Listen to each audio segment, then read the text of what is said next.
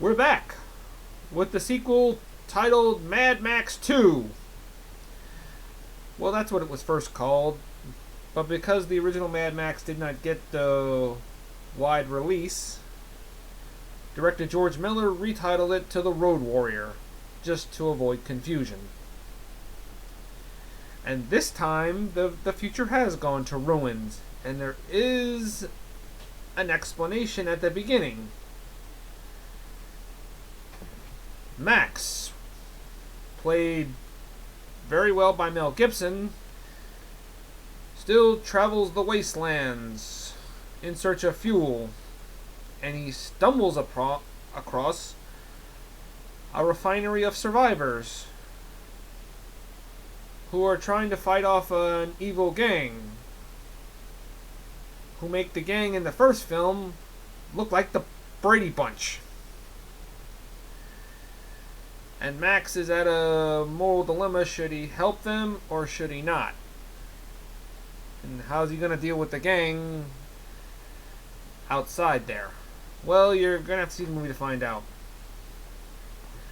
Remember in the first film where at times the violence was hardly shown? You just see the aftermath of it? Well, this film really shows that up and close at times. Yeah, it does.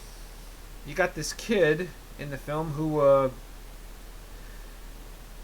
he looks like a young Ron Perlman, just speaks in grunts and groans, and he just has this metal boomerang that kills one person and takes off a guy's fingers.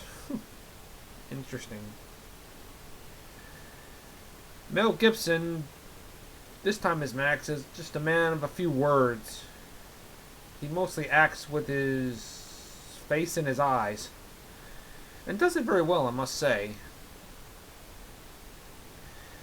Vernon Wells, who plays Wes, one of the evil bikers, he plays it with such an insane intensity.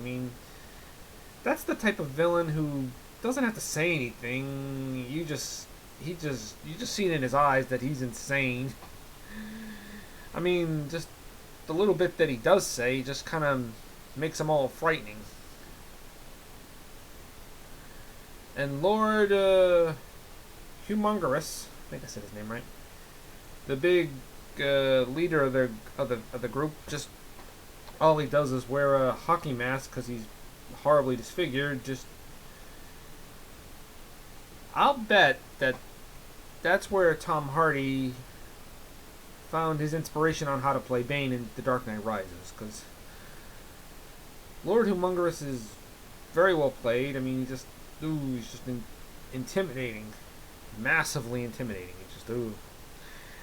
And the chase scenes this time are just as good as they were in the first, but there were quiet moments in the first film, but in this film there's that here too, but they don't last long, I'll tell you that. No, they don't. Very well directed by George Miller, I gotta say. This film really started it really wanted to popularize the whole post-apocalyptic future. And the lone Avenger sort of thing. Look at the movie Waterworld. You see the similarities between this and that movie. Even the movie The Book of Eli kind of borrowed from this. So I give Mad Max 2, The Road Warrior, a 10 out of 10. See you next time.